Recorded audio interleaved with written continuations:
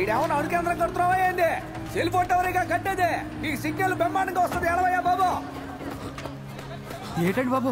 రామస్వామి, పదే పదే నీకు చెప్పానే పక్షులు చచ్చిపోతున్నాయని. నువ్వు బాధపడ్డావే, కానీ ఇప్పుడు నన్ను ఏడు చేయమంటారండి? వ్యవసాయం చూడపోతే నట్టవండి, పండిందేమో పురుగులు తిరిగిపోతున్నాయండి. పురుగుల మందు కొనలేక అప్పులు పాలయ్యానండి. అందుకు కారణం పక్షులు చనిపోవటం. పురుగుల్ని తిని అవి జీవిస్తాయి. పక్షులు అంతరించడం జరిగితే ఇంకా ఎక్కువ అవుతాయి పురుగులు. అది నాకు తెలవదండి. ఇక పొలం పనులు చేసే సత్వం నాకు లేదండి. ఇప్పటికి ఈ నేల మీద వచ్చే రాబడి ఇదేనండి. అందుకని పక్షుల్ని చంపే వాళ్ళకి స్థలాన్ని ఇస్తావటయ్యా నువ్వు? ఇక్కడ మనుషులే పస్తులతో సత్తా ఉంటే తమరు పచ్చుల సాగు గురించి మాట్లాడతారేటండి? తీసుకెంతకుండా పోండి బాబా నుంచి. Ladies and gentlemen, stop using cell phone. మీరు వాడే ప్రతి సెల్ ఫోన్ మీద పక్షుల రక్తపు మరకలున్నాయి. Save birds. ఒక్కొక్క సెల్ ఫోను ఒక్కో పిచ్చుక్కి శవం పెట్టవుతుంది. ఇటు రావయ్యా. సార్, ఎవరయ్యా అతను? కొట్టుకొచ్చే కస్టమర్లను డిస్టర్బ్ చేస్తూ వెళ్ళగొట్టవయ్యా. Okay sir. Ladies and gentlemen, cell phone use చేయకండి. తీసుకోండి.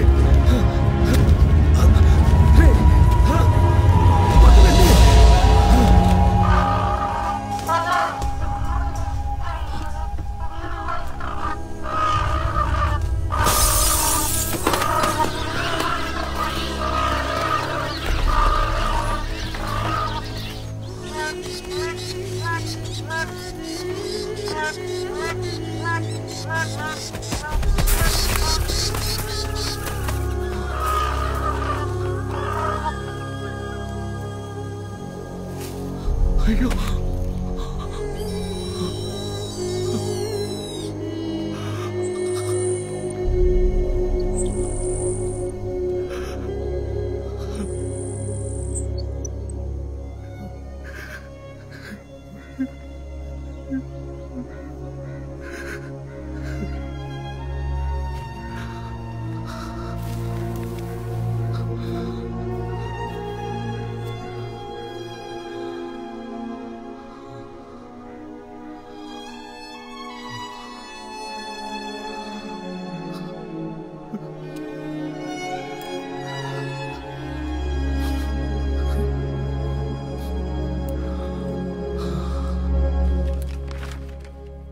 సంబంధించిన అన్ని శాఖలకి అప్లికేషన్ పెట్టాను. ఎవ్వరూ ఏ యాక్షన్ తీసుకోలేదు. ఓహో, దీనివల్ల ఇప్పుడు పిచ్చుకలని కనిపించట్లేదంటావా?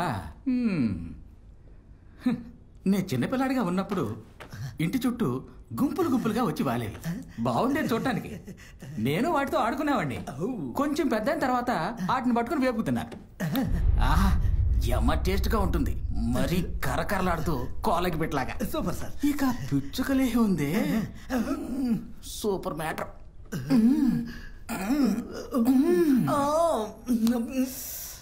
ఇప్పుడు ఎక్కడా దొరకటం లేదు.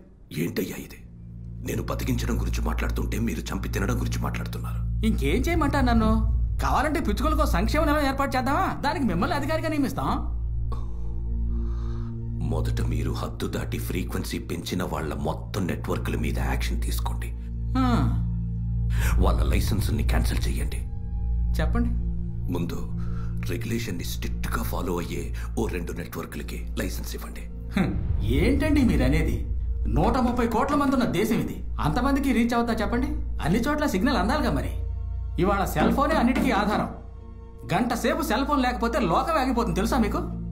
ఇవాళ సెల్ ఫోన్ వల్ల ఎంత టైం మిగులుతోంది, ఎన్ని వ్యాపారాలు పెరిగినాయి, ఎన్ని ఉద్యోగాలు వస్తున్నాయి. ఎవడైనా ఆకలిని చేయి నరుక్కుని వండుకు తింటాడా? పక్షుల్ని హింసిస్తూ మనం ఎదిగామనుకోవడము అటువంటిదే.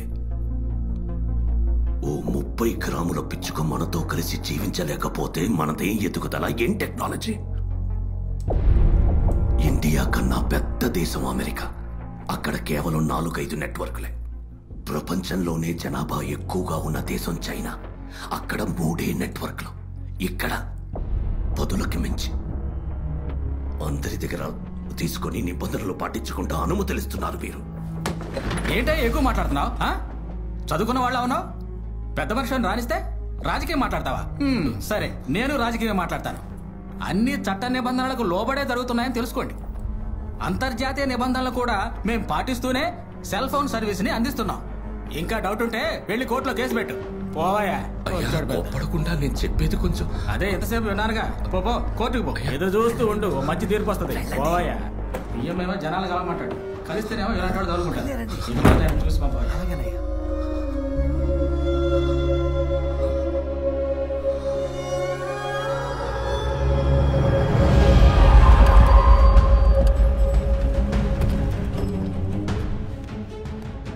ఇవాళ కోర్టు నుంచి రేడియేషన్ ఫ్రీక్వెన్సీని చెక్ చేయడానికి వస్తారు, జాగ్రత్త.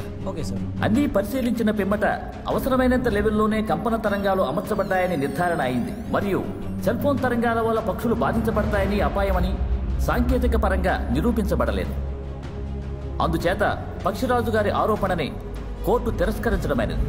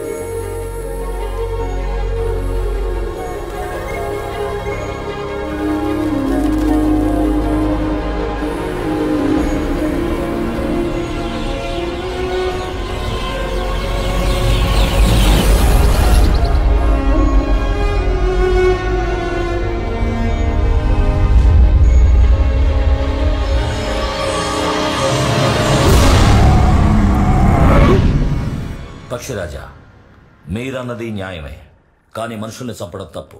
నిర్దాక్షిణ్యంగా పక్షుల్ని చంపడం తప్పు కాదంటావా? మనుషుల ప్రాణాలకి ఒక విలువ, పక్షుల ప్రాణాలకి మరో విలువ. ఎవరో కొంతమంది చేసిన తప్పుకి అమాయక ప్రజలను చంపుతారెందుకు? ఎవరమాయకులు? సెల్ ఫోన్ వాడుతున్న అందరూ హంతకులే. ఎన్నెన్నో గడపలెక్కాను, చేతులు జోడించి దండం పెట్టాను. సెల్ ఫోన్ వాడొద్దని కాళ్ళు పట్టుకుని వేడుకున్నాను. ఒక్కడు కూడా నా మాట వినలేదు. మ్యాటర్ మొత్తం న్యూస్ పేపర్లో చదువుతారు, టీవీలో చూస్తారు. చూశాక తప్పిగా సెల్ ఫోన్ రేడియేషన్ వల్ల పక్షులు చేస్తున్నాయా కదా? అయ్యో చిచ్చివారు, ఇలా ఓ 5 నిమిషాలు చూసిన దాన్ని, చదివిన ఆర్టికల్స్ ని, వీడియో క్లిప్స్ ని వాట్సాప్ లో, ఫేస్బుక్ లో షేర్ చేసుకుని సానుభూతి ఒలికిచ్చి బాధ్యత తీరిందని చేతులు దులుపుకుంటారు. మళ్ళీ ఫోన్ చెవిలో పెట్టుకుని వాగుతూనే ఉంటారు. కుముకను వదిలిపెట్టను.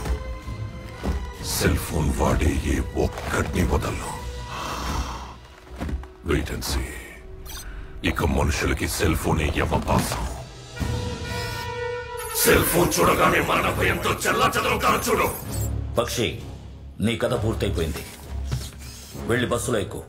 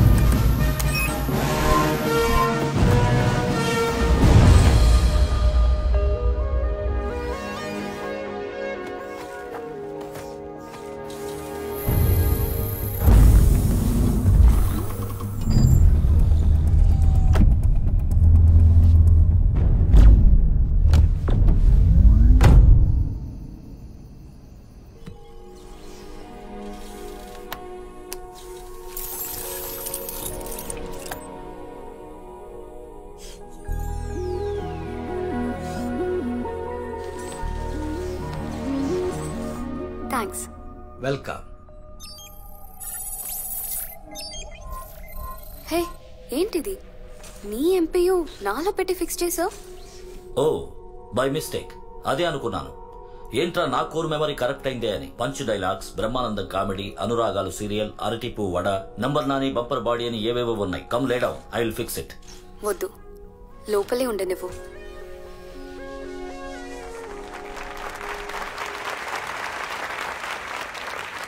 ఆరా ప్రతి మనిషికి, మృగానికి, వస్తువుకి, అంతెందుకు ప్రతి చోటుకి ఆరా ఉంటుంది.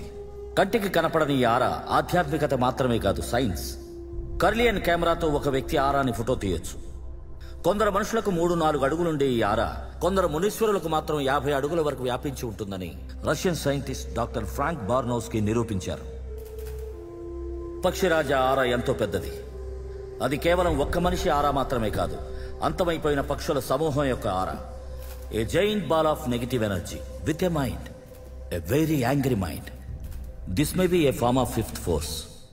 ఇదే సెల్ ఫోన్స్ అన్నిటినీ కంట్రోల్ చేసింది. వదిలితే ఊరినే అంతం చేస్తుంది. చిట్టి మళ్లీ రావడం వల్లే ఆ దుష్ట శక్తిని అంతం చేయగలిగాం. థ్యాంక్ యూ చిట్టి. ఇందుకు సహాయపడ్డ ప్రతి ఒక్కరికి నా ధన్యవాదాలు తెలియజేస్తున్నాను. ఇతిహాసాల్లో రాసినట్టు రాక్షసుల బారి నుంచి మనని రక్షించడానికి పరమాత్మ ఈ కలియుగంలో మన మధ్య చిట్టి రూపంలో అవతరించాడు. సెల్ ఫోన్ పక్షిలా వచ్చిన రాక్షసుడి నుంచి మనందరినీ కాపాడిన అపర వీరావతారుడైన చిట్టిని మాట్లాడవలసిందిగా కోరుతున్నాను. ఒక వీరుడు యుద్ధం చేస్తున్నప్పుడు తన నీడ కూడా యుద్ధం చేస్తుంది తనతో పాటు. ఆ వీరుడు దేన్నైనా చంపితే ఆ నీడ కూడా చంపుతుంది. అందుకని ఆ వీరుని వదిలేసి నీడకి పూలమాల వేస్తామని చెప్పండి. వారు నిజం, నేను నీడ. నన్ను సృష్టించిన ఆ దేవుడిదే ఈ ఘనత.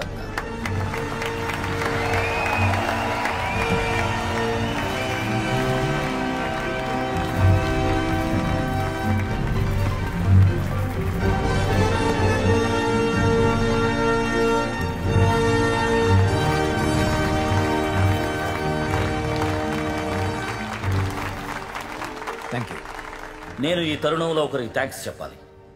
నాకు అత్యవసర స్థితిలో వారి హృదయాన్నిచ్చి, ఎంపీయూని ఇచ్చి నన్ను నార్మల్కి తేలేదంటే ఆ దుష్టశక్తిని అంతం చేయడం కుదిరేది కాదు. వారే వెన్నెల.